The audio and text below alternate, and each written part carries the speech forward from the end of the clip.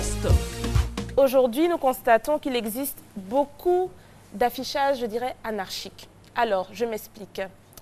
Au feu tricolore, sur les poteaux électriques, sur les clôtures des particuliers, partout, n'importe où, n'importe comment, n'importe qui affiche ce qu'il veut. Alors, il y a de tout. Hein.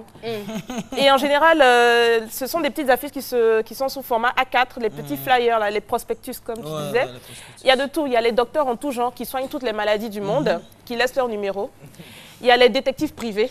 Eux qui suivent, j'ai vu tout à l'heure en venant d'ailleurs, si vous avez des soupçons sur votre conjoint, appelez-moi, je vais le suivre, un truc comme ça.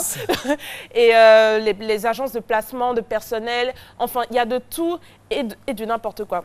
Arrêt de bus. Moi, j'appelle ça. Gigolo aussi. Il y a tout. Merci. Gigolo, tout, partout. En location, tout ça. Et alors, moi, j'appelle cela de la pollution visuelle. C'est pas esthétique. Ça fait sale, ça fait vilain, qu'on arrache après. Et ça se fait toujours la nuit. Hein. Vous vous réveillez le matin, il y a plein d'affiches collées partout. Vous ne savez pas d'où ça sort. Les professeurs qui veulent vendre leurs services. Surtout les bétons qui ne séparent pas les voies. Du milieu, là, exactement. Il y a plein d'affiches partout. Les veilles des prières, tout ça en affiche. Tout. Souvent, c'est à minuit. C'est vraiment tard la nuit, les enfants. Tard la nuit pour ne pas justement qu'on les voit. Col. C'est très inesthétique. Oui, j'ai fait ça. C'est vrai que tu as fait ça. Hein? Oui, j'ai fait ça. C'était mon petit job de vacances, ça. Bon, donc je t'encourage à arrêter. Best. Très tôt, très jeune, vous êtes passionné de football et malgré, on va dire, le refus de vos parents, vous vous entêtez. Oui, moi... Vous allez vous entraîner tout le temps. Je voulais forcément jouer au football. Et à l'école coranique, c'était la seule chose qui faisait qu'on me considérait, puisque je n'étais pas bon à l'école coranique. J'étais nul. Il dit j'étais nul. Et à cause de mon talent, le footballeur, tous les maîtres voulaient que je sois dans les classes. Pour que lors des tournois de vacances, j'ai pu faire la différence. Donc c'est ce qui fait chaque année, j'ai passé en classe supérieure, même étant le moyen. Donc je voulais jouer au football, c'était ma passion, c'était ma vie à moi. Et malgré que mes parents ne voulaient pas, ils m'ont vraiment empêché par tous les moyens. Et mon père, ma maman qui me soutenait, mon père ne le laissait pas, la laissait pas au moins. Et elle, chaque fois que je voulais partir, elle m'engueulait, mon papa l'humiliait à cause de moi. Une fois, j'ai parti à l'entraînement, je voulais partir forcément. On avait un match avec mon père formateur, M. Kwadjo Benan, que je remercie pour ce qu'il a fait pour moi. Et ma mère m'a dit, à cause de toi, ton père est en train de me soutenir aujourd'hui. Si tu pars aujourd'hui, ne va pas à cause de moi. Laisse ce ballon-là. Si tu pars aujourd'hui, tu es mon fils. Mais si tu pars, tu ne vas pas arriver à l'entraînement là-bas. Voilà, et elle voulait me faire peur. Ma mère même énormément, elle voulait me faire peur. Et j'ai dit, je m'en vais. Donc, on a un carrefour là-bas devant chez nous avec Carrefour Bakary. Vous étiez dans quel quartier? À Bobo Habitat, vers l'hôpital Fauboigny. Donc, c'était le premier goudron. Voilà, et moi, arrivé au goudron, là, je vois à gauche, il n'y a pas de voiture. Mais je me rappelle ce que ma maman m'a dit. Parole des parents, ça ne ment pas. Même sans vouloir, mais j'ai dit non, ça, il n'y a pas. Ça peut agir. Je n'ai pas avancé. Il n'y a pas de goudron, mais si je passe là, peut-être que la voiture qui quelque part. Et monsieur le tunnel, il avait bon. Elle dit non, prends ton savoir à l'école. Donc je suis parti. Parfois, elle partait me chercher même sur le terrain à l'école Habitat. Oui, parce que elle faisait à cause de. Mon papa était. Il n'était pas du tout d'accord. Mon papa, c'était un vrai dictateur. Lui, c'est ce qu'il voulait. Il n'était pas autodidacte, hein, il était. Dictateur. Lui c'était. Dans l'éducation qu'il nous a donnée, c'était ça. Il voulait qu'on suive sa voie. Et je pense que. Hormis l'école que je n'ai pas fait, mais il nous a vraiment très bien éduqués. Et donc, c'est en forçant un peu le football. Après, il y a une année, je ne pouvais pas, j'ai eu des douleurs. Quand je marchais normalement, je n'avais pas de douleur, je n'avais rien. Mais quand je commence à jouer un peu, je me couche. Après, j'ai dit, bon, quand tes parents ne veulent pas quelque chose, il ne faut pas forcer. Donc, j'ai arrêté de jouer. Mais alors, ce qu'on retient, c'est que, je veux dire, malgré tout, vous étiez attaché à certaines valeurs. Et vous aviez, c'est vrai, votre passion, mais beaucoup de respect pour vos parents. Mais après, par rapport aux résultats qu'on a aujourd'hui, je suis sûre que la passion a pris le dessus sur le respect. Effectivement, j'étais convaincu que mon père, il voulait mon bonheur. Il se disait que mon bonheur, c'était dans ce qu'il voulait. J'étais convaincu. Donc, je n'ai jamais pris ça en mal. Mais moi, effectivement, je voulais forcément jouer au football. Et après j'ai fait ce que mon père voulait, j'ai arrêté. Et moi, je voulais être, quel que soit, en tant que footballeur, formateur, ramasser des bases supporters, je voulais que dans le football. Quel que soit le rôle que j'allais occuper. Best. Cody, quand Yeshua est arrivé, il va vous montrer un petit cadeau. Chez nous en anglais, quand on dit we can go, on répond ensemble no, we can go. No. Encore plus fort, we can go. No. Merci beaucoup. Sinon en anglais, quand on dit we can go, ça veut dire c'est tous les matins vous vous lavez. Applaudissez pour vous. Yeah. Non. En fait, je viens d'arriver directement de l'aéroport Félix Houphouët-Boigny. Donc, comme président de Takoradi, Ghana, tout complet, il est venu. Parce qu'avant, nous, on avait beaucoup de choses au Ghana. On a donné nos petits chèques. Tout ça, la Côte d'Ivoire, vous a payé 300, 200, tout ça là. Hein? Donc, nous aussi, on est venu pour échanger avec le président de la République de Côte d'Ivoire. C'est que vous avez beaucoup là, vous n'avez qu'à nous donner un seulement. Vous avez beaucoup, et bien un seulement. Vous connaissez quoi? Bon. On veut pour la donner nous un seulement. Best. Quand vous êtes près de ces animaux-là, qu'est-ce que vous faites durant toute la journée? Bon, pas durant toute la journée parce que il y a des gens qui font l'élevage, ils vont payer les bêtes, ils vont les donner à un berger pendant 1 mois, 2 mois avant de les rendre visite. C'est pas bon. Il faut de temps en temps, par semaine, comme je suis un boucher, comme vous l'avez dit, je les visite. S'il n'y a pas de problème, j'encourage le berger qui est là, j'apporte ce qu'il doit faire. Si je vois qu'il y a les bergers, parce que leur attitude prouve que des fois, peut-être lui, là, ça ne va pas, et j'appelle le service vétérinaire qui vient, qui examine ensemble et qui donne des produits vétérinaires qui vont donner parce que nous, on a besoin de la viande. On a besoin de la viande. En dehors de cette assistance-là que vous leur apportez, je veux dire, est-ce qu'il y a une réelle communication? Parce que nous, de loin, on a l'impression qu'il y a une certaine communication entre le berger et les bêtes. Des fois, on entend des personnes parler, des éleveurs parler aux bêtes, et on voit aussi des bêtes qui s'exécutent. Il y a une communication. Bon, la communication, les gens en parlent, mais il faut dire que quand tu es au jour le jour avec eux, de temps en temps, quand tu t'en vas, ils arrivent à te reconnaître. Par l'odeur, ils te reconnaissent par l'odeur. Dès qu'ils te voient venir, l'animal vient vers toi et tu le caresses, comme vous le voyez à l'antenne. Tu le caresses et puis tu lui donnes, tu fais le berger, envoie peut-être le sel industriel ou la pierre à lécher. Tu lui donnes, il lèche. Puisque ça lui permet une croissance au niveau de son corps. Voilà.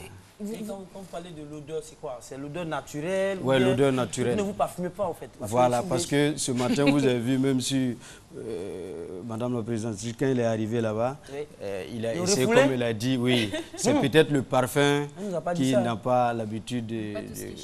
Voilà. Il fallait me prévenir, je n'allais pas mettre de parfum. Best. Quelles sont les compétences professionnelles et les qualités personnelles qu'il faut avoir pour être un bon toiletteur? Un bon toiletteur. Déjà là, le truc, il faut déjà avoir la passion. Ça c'est un d'abord, ça c'est le volet déjà essentiel. Parce que si tu n'aimes pas le chien, tu ne peux pas être entouré, tu ne peux même pas se sentir. Parce que l'odeur du chien est particulière. Voilà, oui. Vous aimez cette odeur ou pas? Ben oui, vu que c'est grâce à elle que je me parfume. Donc c'est clair, donc déjà je supporte. Et puis bon, voilà quoi. Donc déjà là, il faut déjà aimer le chien. Et en même temps, il faut, comment je dirais, une formation, je dirais pratique, parce qu'il n'y a pas de formation de manière théorique ici en Côte d'Ivoire. Voilà, tu es un talenteur, il faut déjà avoir l'amour et en même temps être attentionné. Au fait, il faut suivre, parce que nous travaillons, comment dirais-je, constamment avec les paires de ciseaux et la tondeuse. Voilà. On a vu d'ailleurs une séquence de couper les ongles en fait. Oui, effectivement.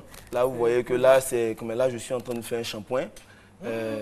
Oui, là je suis en train de faire un shampoing. Là, il faut bien nous expliquer. Ah ben oui. Voilà, parce que le chien, il a son shampoing.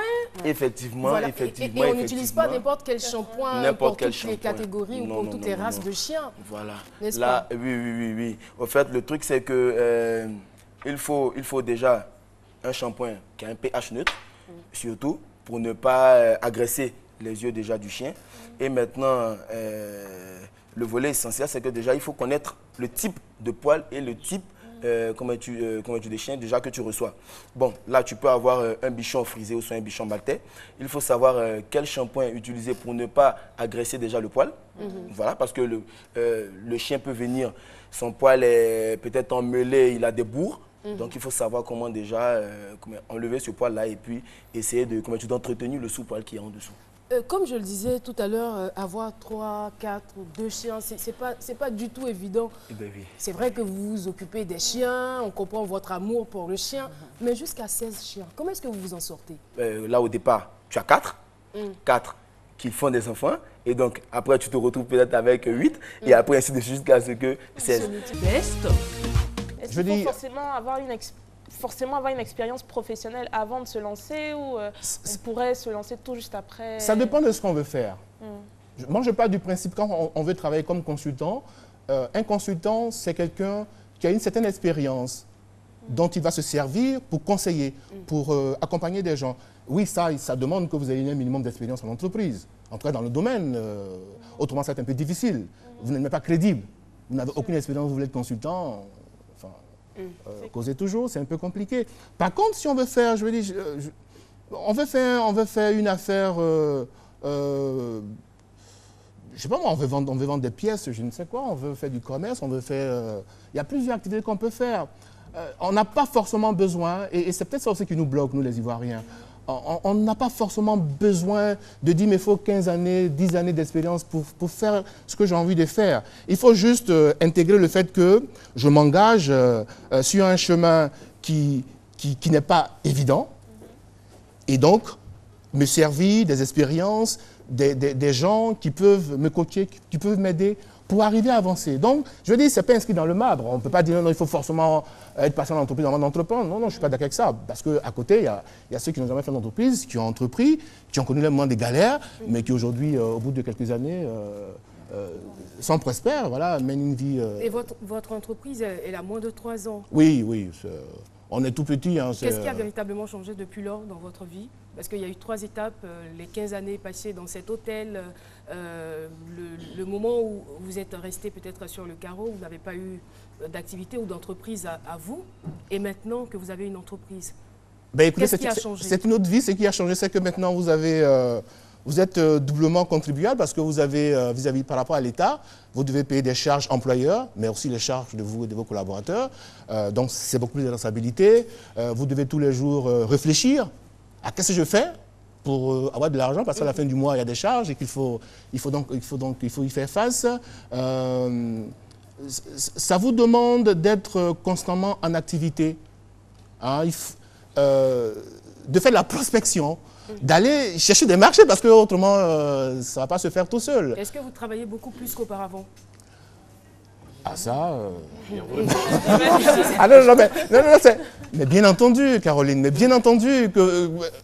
je me suis prends parfois... Oui, c'est quand même à dessein que je pose la question, oui, hein, parce qu'on pourrait peut-être s'imaginer qu'on peut travailler peut-être moins quand on a sa propre entreprise. Pourtant, c'est le contraire. Alors oui, si vous pensez ça, vous êtes mal parti. Voilà, j'ai mon entreprise, je fais ce que je veux, je me réveille à 11 h, je fais ce que je veux, mais non. Ah non, on est obligé de travailler 2 fois plus. Bien entendu, parce que c'est votre bébé, passez-moi l'expression, et surtout quand vous êtes à l'étape de la construction, je veux dire, les 2 voire 3 premières années d'une entreprise, ben, c'est le moment de galère. Nous, là, le diagnostic étant fait, comment avez-vous découvert ce remède contre la déficience intellectuelle? Bon, comme je dis tout le temps, comment faire pour améliorer le quotient intellectuel d'un enfant? Or, le quotient intellectuel, quand on parle de quotient intellectuel, on parle de la quantité d'iode dans le sang. Parce que le déficit où le manque d'iode est à la base de plusieurs troubles physiques et mentaux. Maintenant, comment nous allons faire pour améliorer le quotient intellectuel qui est relié à l'iode, à l'élément chimique qu'on appelle l'iode? Donc, on a vu que c'est la thyroïde qui est une glande endocrine. Quand on parle de glande endocrine, c'est une glande qui sécrète ses hormones dans le sang. Donc, la thyroïde sécrète une hormone qu'on appelle la thyroxine. Et cette hormone contient un élément chimique qu'on appelle l'iode qui fait toute la différence entre l'intelligence et l'idiotie. Ok, bah ça c'est précis, concis. Hein, Voilà. ok, on a bien Alors, compris ça. comment est-ce que votre expédient agit où est-ce qu'il agit? Parce qu'à la base, la déficience intellectuelle, elle affecte la mémoire. Donc, de façon scientifique, qu'est-ce qui se passe? Sur quoi sur quelle partie je sais pas, du cerveau ou de l'organisme votre médicament agit pour finalement obtenir les résultats espérés, à savoir relever le quotient intellectuel? Il y a 2 glandes au niveau du cerveau. Et il y a l'hypothalamus et l'hypophyse qui sont reliés par une tige pituitaire. Et ce sont ces 2 glandes-là qui sont à la base de la sécrétion de plusieurs hormones dans le sang. Donc, une fois que l'hypophyse est activée, l'hypophyse va sécréter une hormone qu'on appelle la stimuline qui va venir booster la thyroïde. Oui, pour augmenter la quantité d'iode dans le sang et améliorer le quotient intellectuel de cet enfant. Best. Toi, Jacques, tu ne m'as pas dit que ton inscription au lycée coûte 50 000 francs? N'importe quoi. Moi, je viens de payer avec mon Move Money et ça faisait 3 000 francs. 47 000 francs, c'est quitté où? Avec Move Money, réglez les frais d'inscription au collège ou lycée, les droits d'inscription de la Dorex, de l'INFAS, des universités et autres concours publics sans vous déplacer. Tapez étoile 155, étoile 7, dièse à partir de votre mobile Move. Avec mon Move Money là, on ne peut plus payer, hein? C'est encore mieux avec Move Money. Move, no limit. Best. Avec Zabidi.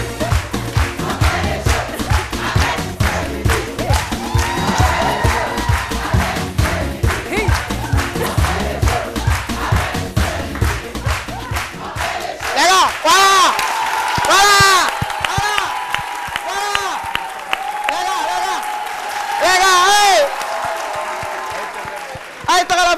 C'est bon. Alors, on fait une chanson. Alors, 1, 2, 3. Que fait le voleur? Il vole. Que fait le mangeur? Il mange. Que fait le danseur? Il danse. Que fait le nageur? Il nage. Que fait le plongeur? Il plonge. Que fait le bandit? Alors, d'accord, ok. En tout cas, on pense à tous nos frères qui font en ce moment le mois de jeûne de carême. Il y a un musée chez moi à côté là-bas, les gars. Vous le connaissez, non? El Adoustaz. Attendez, à partir de 4 h du matin, il vient. Voilà comment le gars il va faire la paix. Il a fini de manger, il est rassasié. Allah! Il n'y a pas. Ben, il fait toute la journée de carême. Maintenant, vous savez, carême chrétien puis carême musulman, là, c'est compliqué. C'est 18 ans en couple. Mais à partir de 14 h, ton ventre commence à réclamer ses droits. Gros. Tu dors. Tu demandes à ce qu'on te réveille à partir de quelle heure? 18 h. Mais la personne aussi qui doit te réveiller là, ça a dormi. Donc quand c'est comme ça, c'est compliqué. Le réveil aussi, là, le téléphone sonne à 15 h. Tu ne sais pas. Pour toi, tu te réveilles. Quand tu te réveilles, c'est là, il est 16 h. Ton cœur est chaud. 18 h. Voilà le muezzin. Là, c'est l'inverse. Qu'est-ce qu'il doit faire? Il doit faire l'appel d'abord avant d'aller manger. Allah. Oh. Bon. Mais le lendemain, 4 h du matin, il va créer ma pouque en même temps. Allah! Atakbir!